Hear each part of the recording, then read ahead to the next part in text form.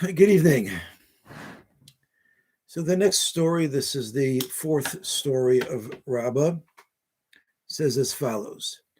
Amar Rabba, Rabba said, L'didi chazili Orzilã bar Yome. I saw a one-day-old Orzilã. Rashbam says an Orzilã is a ra'im. I'm not exactly 100% sure to which animal this refers. Some translate it as an antelope. Dahavi kahar tavor. It was as big as Mount Tabor.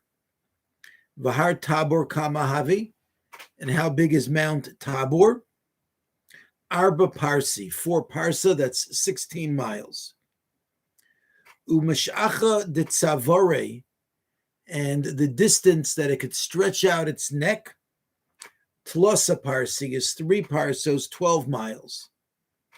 Ubei marba'asa dereshe, and the place where it rested its head was parsa upalga, 1.5 parsas. Rama kufta, it defecated.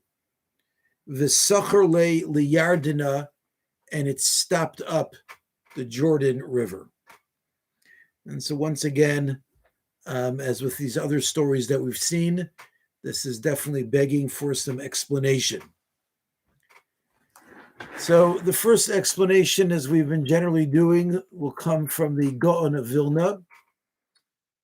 And the Gra quotes a Gemara which says that Chamra Ozil lemiboi karni, that a donkey went one day in order to get itself horns. Udna dahavile, and the ears that it had already, gazizi mine, got cut off from it.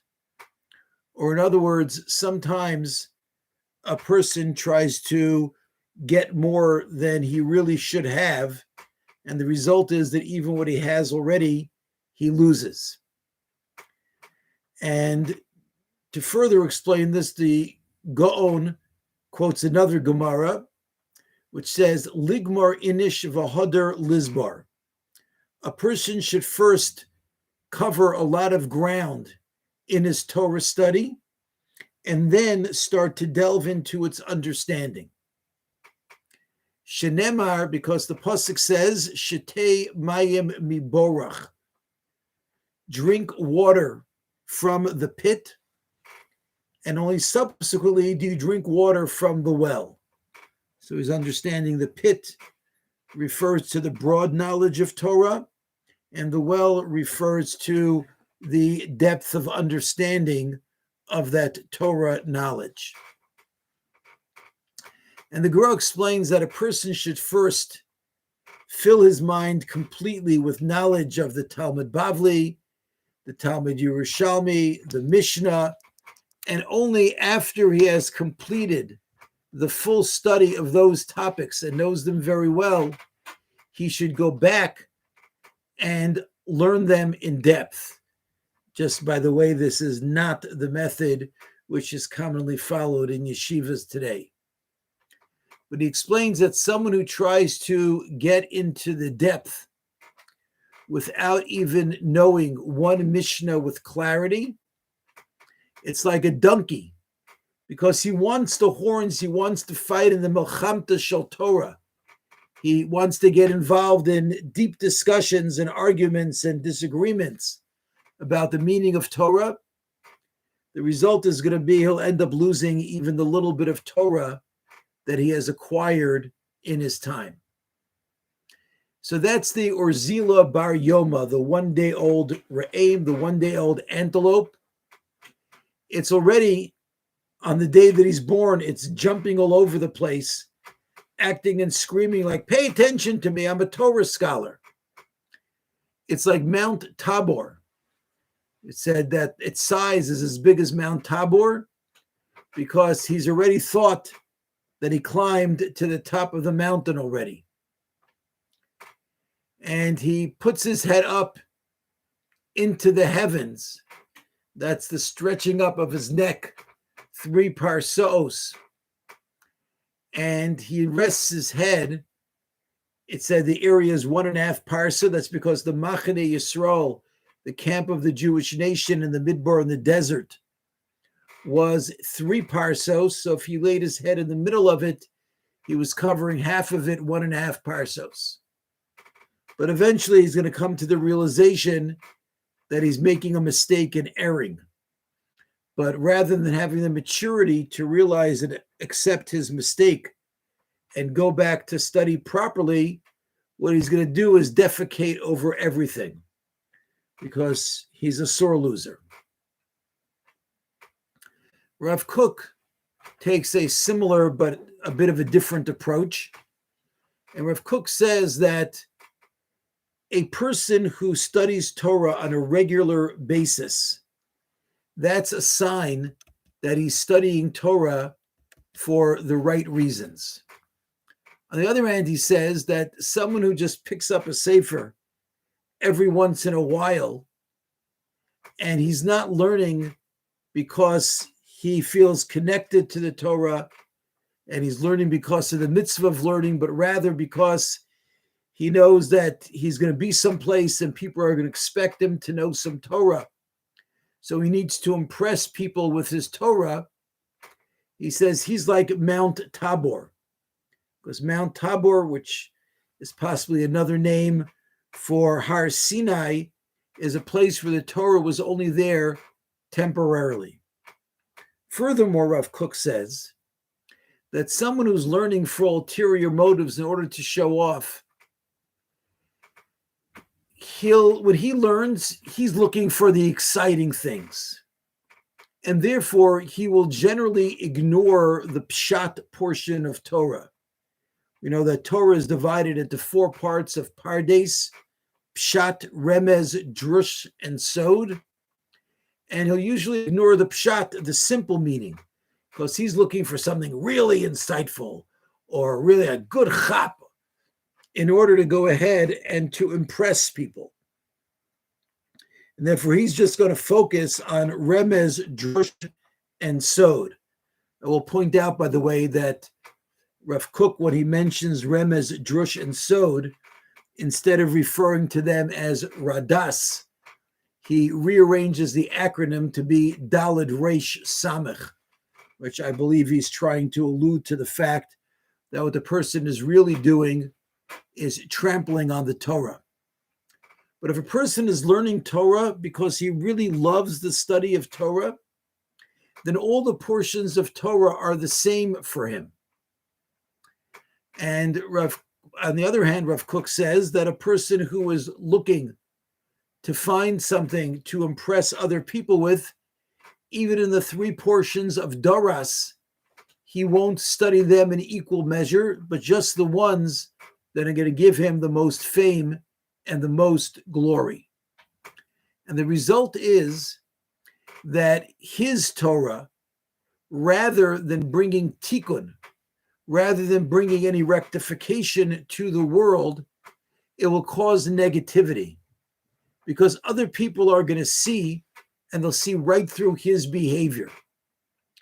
And when Klal Yisrael crossed the Yarden, the Jordan River, they accepted mutual responsibility for one another. In Gemara terms, it's referred to as arvus, and responsibility to encourage and support each other in observing the Torah. But this person whose behavior is lowering the status and stature of Torah in the eyes of other people, he's violating this concept of arvus. Rav Kook goes on to explain that the Re'im, again, we said the Orzila that the Gemara refers to, the Rashbam says, is also called a Re'im. It has very beautiful horns, but it is not a strong animal. And someone who pursues flattery and superficial beauty without really spiritually fortifying themselves with true Torah understanding is like the Orzila, which will only study that which will impress others, but not that which he needs in order to fortify his soul. If someone really values Torah and knows what it does for a person, for the world, then it's very precious light in his eyes. But somebody who only learns Torah in order to show off, he's demeaning it. And therefore the light of the Torah is cheapened because of his behavior. So that's why it's called Orzila, cheapened light. He's Bar Yoma, Rav Kook explains. It's 1 day old because he's not somebody who's studying Torah on a regular basis. He only studies Torah on the day that he needs it. When he needs it, he studies Torah for that day. Then he's away for it until he needs it again.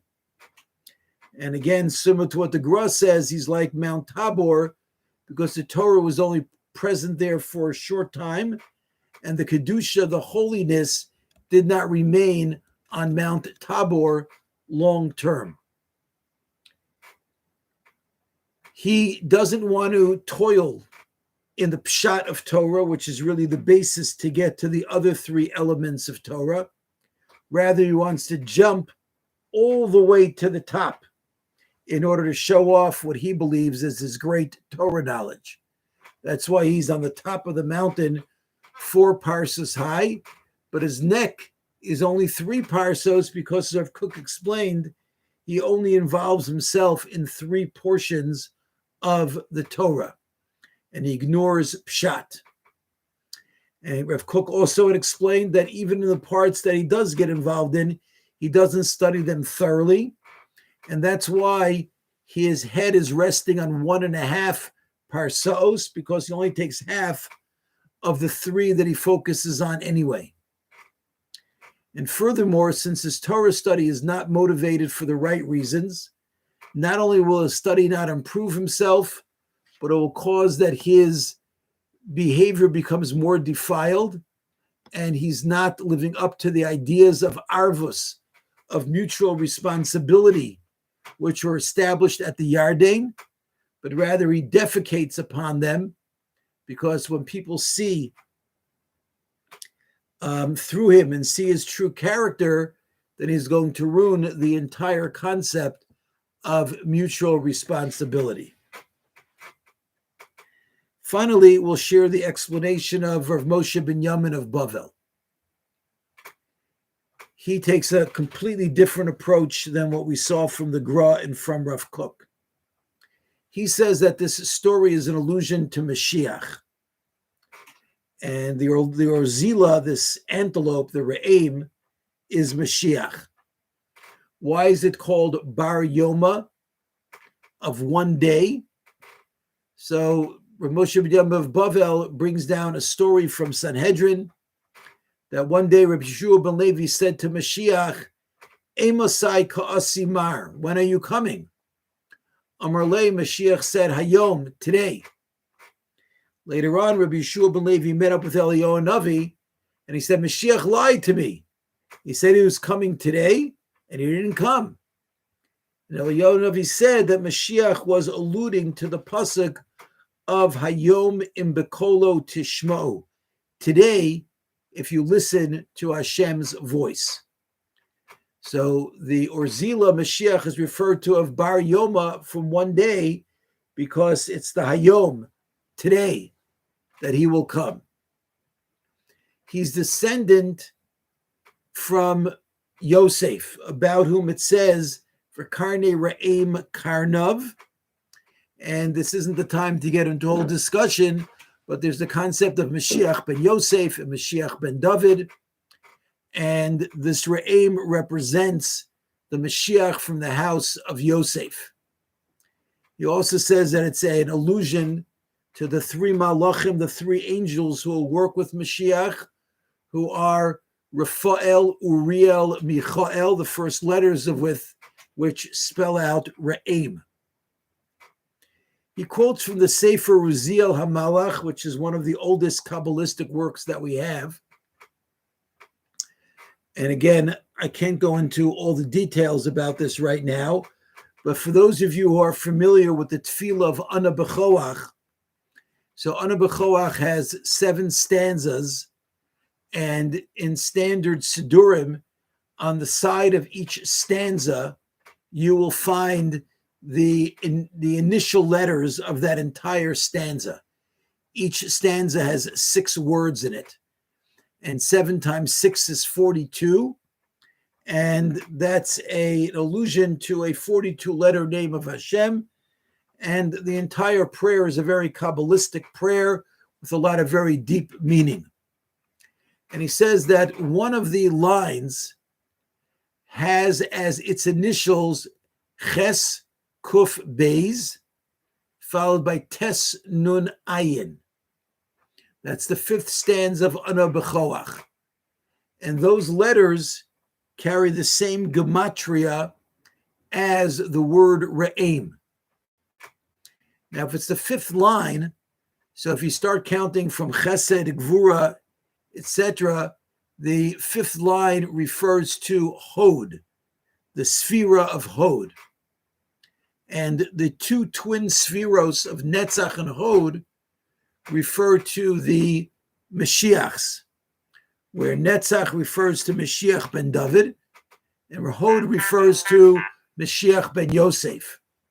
So since the 5th line of Ana B'choach is Hod, and Hod is Mashiach ben Yosef, the gematria of the initial letters of that line add up to the same as Re'em, because Re'em again represents Mashiach from the house of Yosef, and also the 3 Malachim who will assist Mashiach. He says also that you could take the word Orzilã and split it into 2 parts, Or and Zila, meaning when Mashiach comes, there's going to be light for some people, but for those people who have not recognized Hashem, it will be Zila, it will be humiliation for them. Alternatively, he points out that the Arizal says that Chesed, kindness, has the gematria of Ayin Beis 72. And he says 72, of course, is 24 times 3, because Chesed is divided into 3 sets of 24 lights. One set is put away for the future. Of the 48 lights that remained, 2, they filled the Beis HaMikdash. And light in Hebrew is Or. Twice the gematria of Or equals base. But with the Churban, with the destruction of the Beis HaMikdash, we lost 1 portion of light, and therefore we only have 24 lights left. And that's why the light that we have today is hidden in the 24 books of the Tanakh. But in the future, the Samti Kadkod Shimshosayich, that our sun will be like Kadkod, which is 24/24, because we'll be back to the 48 lights. And that's why the Orzilã is gematria 48, because this is an allusion to the 48 lights that will exist in Messianic times. Thank you so much for listening. Have a good evening.